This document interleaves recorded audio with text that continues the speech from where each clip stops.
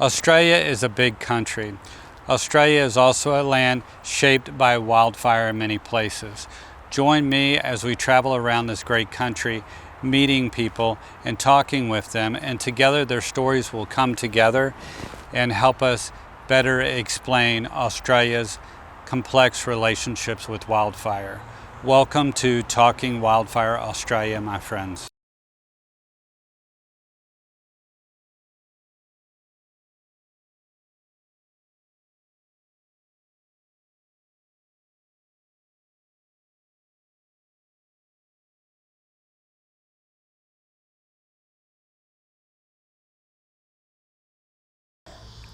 Hi and welcome. This is James Cole. We met each other in Tasmania in 2019. James has a really unique background. James, would you tell us about your background? Yeah, sure. How you going, Mike? Good to see you. Yeah, no worries. Well, where do you start? Originally grew up around here, Bathurst, sheep and cattle station, the old man's place. Started breaking horses when I was about 10 years old. Left home when I was about 14, 15. Went up to Northern Territory, Queensland, breaking horses, stock camps, cattle camps and that sort of stuff. From there, I was doing a lot of shearing for about 4 or 5 years. And James, what's shearing? Shearing is when, like out west, because Australia was built on the sheep industry, mainly merinos, is bringing the mobs of sheep into the shed, and you have a team of blokes there with shears, taking the wool off them, and a lot of the sheds that we operate in, especially out west, you're probably looking around 30,000 head of sheep in one shed. So that'll probably take us, depending on how many shearers you got, so if you had a team of say 10 shearers, probably a month and a half or something like that to do that, 2 months, finish them. Then they move on to another mob of sheep somewhere else in the country, keep doing that. From there I joined the Australian Defence Force, 1st Battalion and 1st 19th Royal New South Wales Regiment, originally as a machine gunner, then I as an infantryman, up at North Force, up in the Gulf of Queensland, long range reconnaissance, patrol commander. And then, as I said, went back to the 1st Battalion, which is a regular battalion, and was predominantly a lead scout and visual tracker in the army, and obviously dealing with a lot of technical stuff as infantry soldiers do, and not just sort of like grunts, you know. James, can you tell us a little bit about North Force? Well, North Force is a battalion.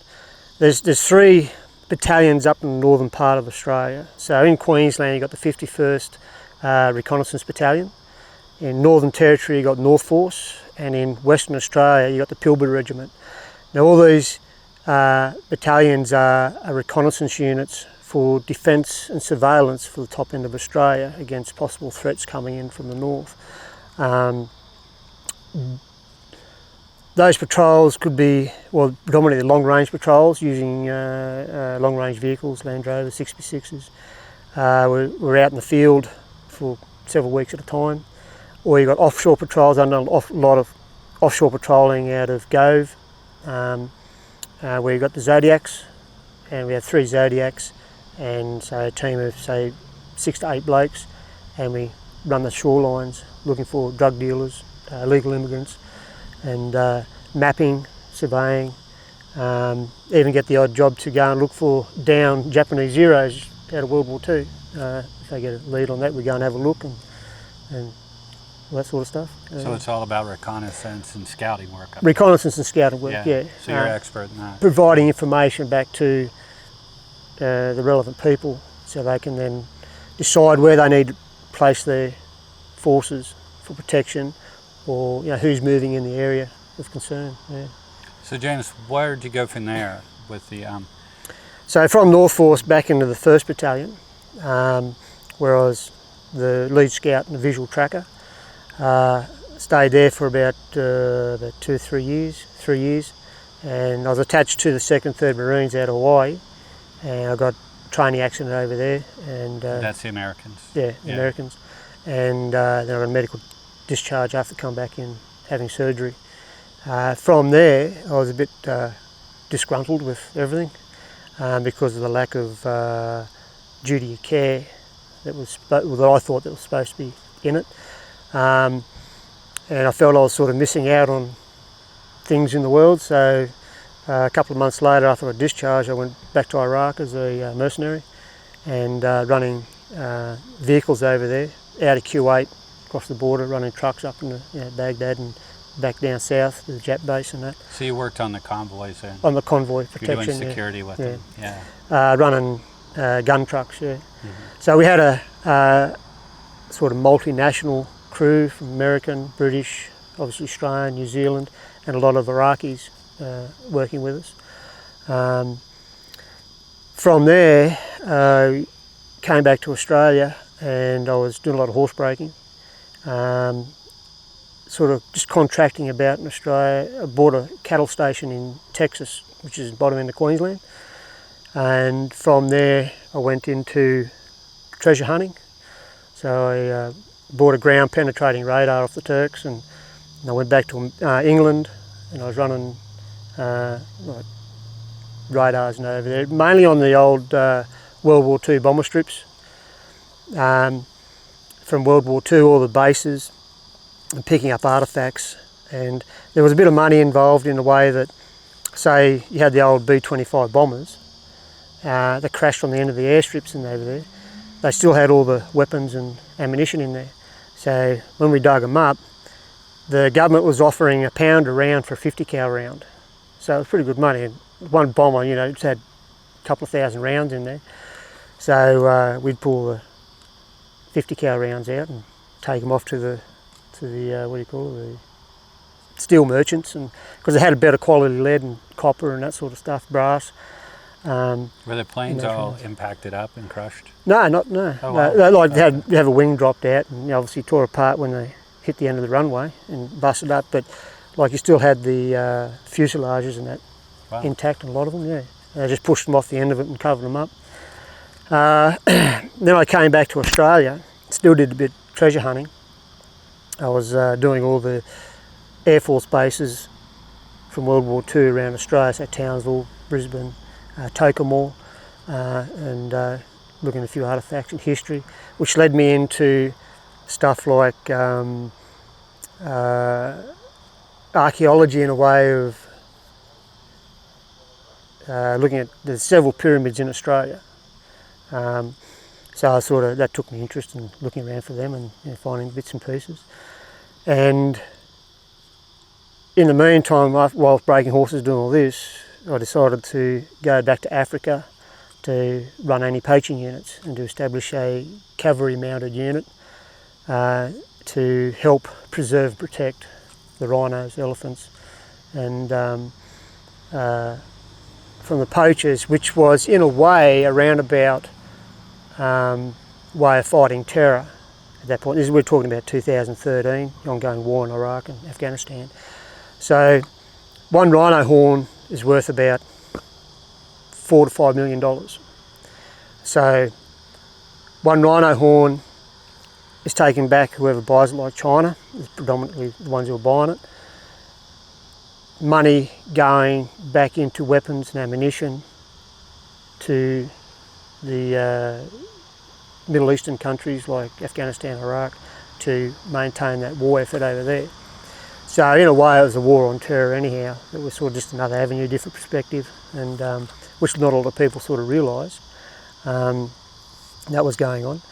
But the job I was doing, or am doing, is my cav unit, which is pretty sort of specialist sort of a... So instead of using vehicles, you're actually using horses like back in the day, right? Yeah, horses. So what we're doing is I go to Africa, I train say 20 rangers on how to ride, maintain their horses, feed them, look after them in the field as also in the base, all their saddle equipment, how to maintain that, how to utilise it, pack horses, and probably drawing on my North Forest experience with reconnaissance and surveillance and that, putting long range reconnaissance into the mounted units to secure areas from poachers.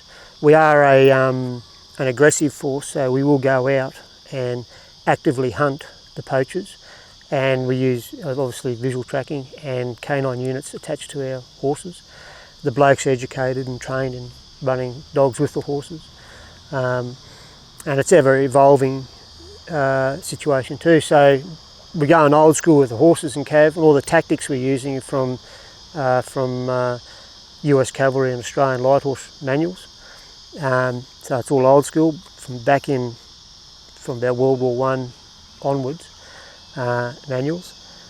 But we also incorporate modern day equipment such as drones, and so we run a pack horse with a drone attached to the back of him. So we've got the drone operator, we'll pull up, launch the drone off the back of a pack horse, he'll go forwards, recon the area. So not only we're sort of, our threat out there would be the poachers, but we also got a threat from the animals themselves, so lions, leopards at night, hitting the horses or attacking us.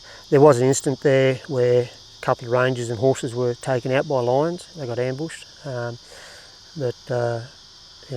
it is sort of like a double-edged sword in some cases in operations. Yeah. And James, your troopers are Indigenous people, right? Most of them. Most of the blokes we use are local African blokes. The last lot of courses I'd done last year, for the first time we had female troopers involved. They did well.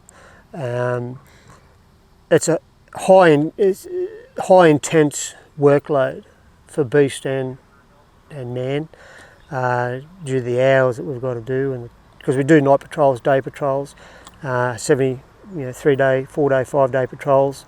Arduous country. It's not the African plains. We're operating in some pretty rough country, where there's lack of water, not a lot of feed for the horses. We've got to carry our own water on us and use it sparingly. So not only these fellas are learning how to handle their horses properly in these type of country, but they've got to learn bush skills, survival skills, and the black Africans have a tendency to be able to handle that a lot better. And I think due to the fact that the black African fellas, the rangers, they're growing up tough anyhow. They haven't got haven't got the lifestyle that we have, where the comforts that we have.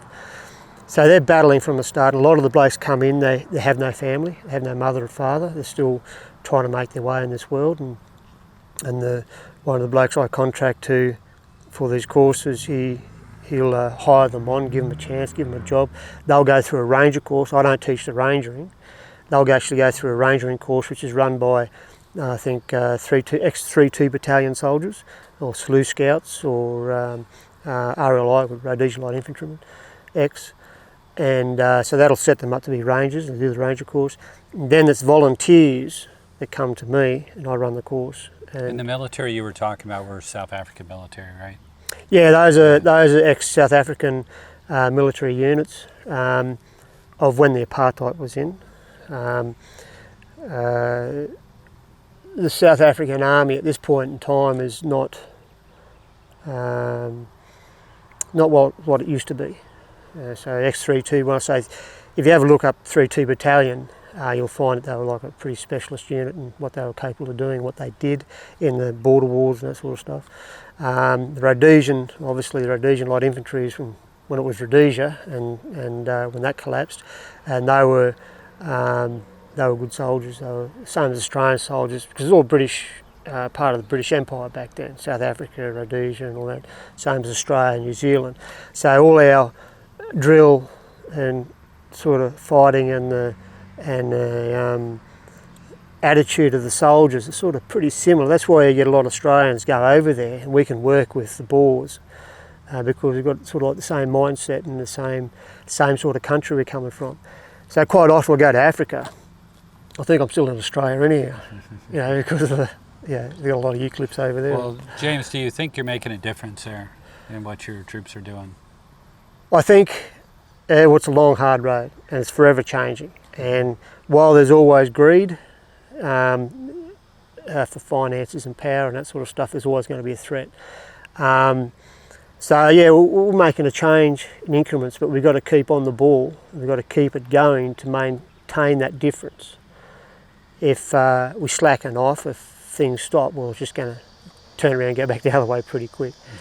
To the blokes and my rangers that I train, I hope I make it, I think I do make it, I give them confidence. I give them, through the course, confidence in themselves, new skills, and sort of opens their mind up, especially in a world where so many people are fighting for the same job. You shake a tree and 1,000 rangers fall out of it. Half of them haven't got a job because, you know, you can't just pull jobs out of thin air. You give to so many people looking for work. So when they come and learn how to ride their horses, how to handle the equipment properly and do this sort of work, it puts them in a specialist category. So when they go from this unit, they might have a spell going, might just be normal rangering for a couple of years somewhere, but then they can go somewhere and pick up another job at another property, and because of the attitude they develop from handling horses, the confidence and the ability they've got, they can then start their own, have the opportunity to start their own job on that range of property, and continue on with that. So you actually care about them as people? Yeah, well, yeah. You got to look after them. Yeah. It's funny, like you see one bloke stand in front of you, and how you work with him dictates what his life's going to end up like. So if you tear a bloke down, right, and he walks away from you, then the decisions he's going to make from that point on could be like, no one cares about me, so why would I care about anyone else? So then he leads down a path of, you know, wrongdoing, I suppose, and neglect, and the path of wrongness. If I turn around and teach my ranger to have respect, dignity, and that if he puts his mind to something, he can make something and progress and develop something, give him the courage and the confidence to build something for himself, then that puts him on a different path in life, where then he can go away thinking, well, maybe if I do this, I'll be better, and teach my family and teach my kids, and, you know, work on a better life instead of a worse life. So it's in my best interest to try and teach blokes and get these rangers to go on the right path instead of the wrong path. Otherwise, you know, we're just going to go backwards and everything, you know. So. Well, James, another thing is I know you're involved in fire in Australia, and that's how I met you. What's the rough story with your fire involvement here? Well, I started fighting fires on a volunteer basis with the RFS, Rural Fire Service in New South Wales, when I was about 16. Wow. Back then, you had a lot of blokes, but not a lot of equipment. So there was a lot of McLeod tools, or Raycos, your knapsack sprays, bags, action bags full of water. And the tankers were, you know, the old Blitz, World War II Blitz, or from Vietnam, with a couple of tanks jammed on the back of an old pump that probably didn't work half the time anyhow. What time period is this, the 80s? We're talking about the 80s, yeah, 80s, okay. 90s. Yeah. And then you'll see a lot of change coming in, where the uniforms of the PPE got better to what we have now. A lot more equipment, the trucks have been renewed and technology coming in, communications and radios and that sort of stuff. Support elements, big thing. We've got now, like, you know, the food resources and the water for blokes on the fire grounds and that sort of stuff, which is a lot better. But unfortunately, we haven't got the blokes now. We've got all the equipment under the sun, but we haven't got the blokes. And I think, well, I don't know how they're going to solve that problem. Looking at the fuel loading we got here, because we've had a lot of wet weather the last couple of years, which has been fantastic. We've come out of a drought and a fair bit of rain. Out of that rain, we've got a lot of fuel loading coming in. And you can also see around the countryside now, as it's drying off, because apparently we're going back into another drought mid this year during our winter, which will probably set us in prime fire season, another big lot of bushfires starting next year, or end of this year going into next year in our fire season. So when we're looking at this fuel loading, and then I look at the blokes that we have not available to us to fight this, I really sort of don't know what they're going to do. Well, why do you think the people are disappearing?